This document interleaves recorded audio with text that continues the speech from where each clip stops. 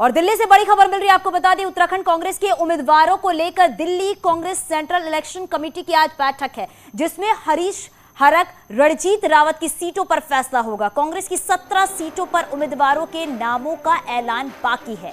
हरीश रावत को रामनगर और हरक रावत को चौबट्टा खाल से टिकट मिल सकते हैं। तो आज चौबट्टा खाल से हरक रावत को टिकट और हरीश रावत को रामनगर से टिकट मिल सकता है, क्योंकि लगातार इसको लेकर मंथन किया जा रहा है।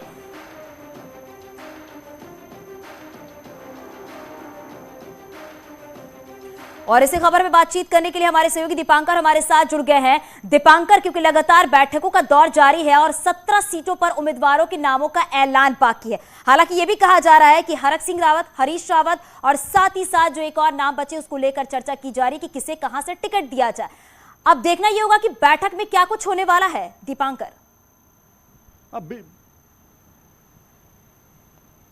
बिल्कुल, आज की जो बैठक होने वाली है सेंट्रल इलेक्शन कमेटी की कांग्रेस की, ये तीसरी बैठक है सीईसी की। और आप ये समझिए कि पिछली 2 बैठकों में भी ये 17 सीटें क्लियर नहीं हो पाई और अब इन 17 सीटों के लिए एक फाइनल सीईसी बुलाई गई और उम्मीद है कि इसमें सारी सीटें फाइनल होंगी। 17 सीटों पर कैंडिडेट अनाउंस होंगे।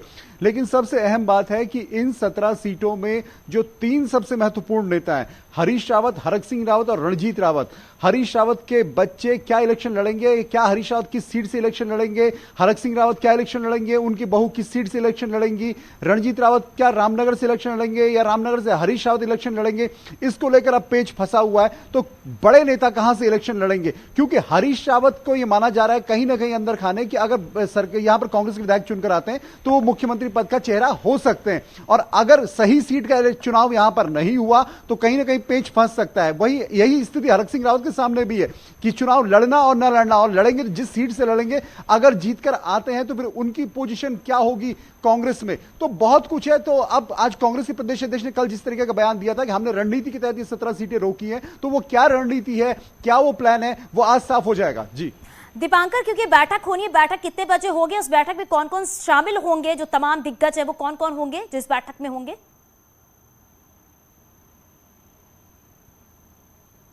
आज दोपहर 1 बजे के बाद इस बैठक का माना जा रहा है कि सीईसी की आज बैठक होगी। इस बैठक में जो सबसे स्क्रीनिंग कमेटी के सभी मेंबर्स होंगे, इसके अलावा प्रदेश अध्यक्ष होंगे, नेता विपक्ष होंगे, हरीश रावत जो इलेक्शन कैंपेन कमेटी के चेयरमैन है वो होंगे। सीईसी में जो टॉप मेंबर्स हैं जिनमें सोनिया गांधी, प्रियंका गांधी, राहुल गांधी, मुकुल वासनिक, केसी वेणुगोपाल, ये सभी लोग होंगे। तो तीसरी बैठक है। आप समझिए छोटा सा राज्य है उत्तराखंड, लेकिन 70 सीटों में से भी अभी 17 पर पेच फंसा हुआ है। यानी जितना छोटा स्टेट है, 17 सीटों पर पेच फंसा हुआ है दीपांकर, इसलिए सबकी निगाहें टिकी हुई हैं कि किसको कहां से टिकट मिल सकता है। बहुत शुक्रिया इस पूरी जानकारी के लिए। और बड़ी खबर मिल रही है लखनऊ से, आपको बता दें कि सूत्रों के हवाले से जानकारी मिल रही है, लखनऊ के रकाबगंज, शास्त्री नगर समेत कई इलाकों में छापेमारी की गई है। हवाला के जरिए लखनऊ से दूसरे जिलों में रकम भेजने की जानकारी मिल रही है। 2 हवाला कारोबारियों से पूछताछ जारी है और अब तक 3 करोड़ से अधिक रकम मिलने की जानकारी मिल रही है। सूत्रों के हवाले से लखनऊ में आईटी की छापेमारी जारी है। कई इलाकों में आईटी का एक्शन देखने को मिल रहा है। हमारे सहयोगी ऋषभ हमारे साथ फोन लाइन पर जुड़ गया है। ऋषभ, इस छापेमारी को लेकर क्या जानकारी मिल पा रही है और लखनऊ के किन किन इलाकों में छापेमारी की जा रही है? जनवरी को गोंडा पे 65 लाख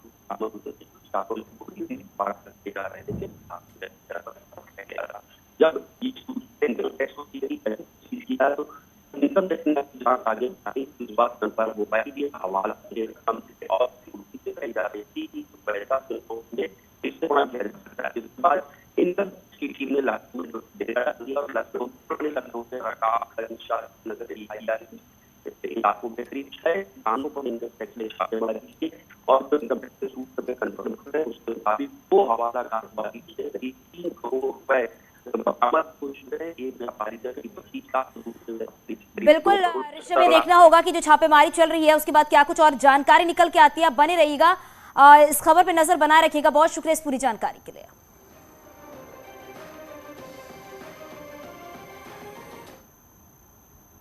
आगे बढ़ते और बात करते हैं उत्तर प्रदेश के 73वें स्थापना दिवस पर सीएम योगी ने प्रदेशवासियों के नाम वीडियो संदेश जारी किया है। सीएम योगी ने कहा है कि 2018 में पहली बार तत्कालीन राज्यपाल राम नाईक जी के मार्गदर्शन में यूपी का स्थापना दिवस मनाया गया था। राष्ट्रीय बालिका दिवस की भी देशवासियों को शुभकामनाएं देते हुए कहा कि बेटियों से संस्कृति और सभ्यताएं परिष्कृत होती हैं। बेटियों के सम्मान, शिक्षा, सुरक्षा व सशक्तिकरण हेतु सरकार सदैव प्रतिबद्ध है। 73वें उत्तर प्रदेश दिवस के अवसर पर उत्तर प्रदेश के 25 करोड़ नागरिकों को मैं हृदय से बधाई देता हूं। एक सुरक्षित, समृद्ध उत्तर प्रदेश बनाने का जो संकल्प है, इस संकल्प के साथ जुड़ने का आह्वान भी करता हूं। मुझे बताते हुए प्रसन्नता है कि उत्तर प्रदेश ने तत्कालीन राज्यपाल माननीय श्री राम नाईक जी के मार्गदर्शन में अपना पहला स्थापना दिवस 24 जनवरी 2018 को लखनऊ में आयोजित किया था। उत्तर प्रदेश 24 जनवरी 1950 में अस्तित्व में आया था। इससे पहले संयुक्त प्रांत के रूप में, आगरा और अवध के रूप में इसकी अलग पहचान थी। लेकिन भारत गणराज्य के बनने के उपरांत भारत के सबसे बड़ी आबादी के राज्य का नाम उत्तर प्रदेश रखा गया और वह तिथि थी 24 जनवरी 1950।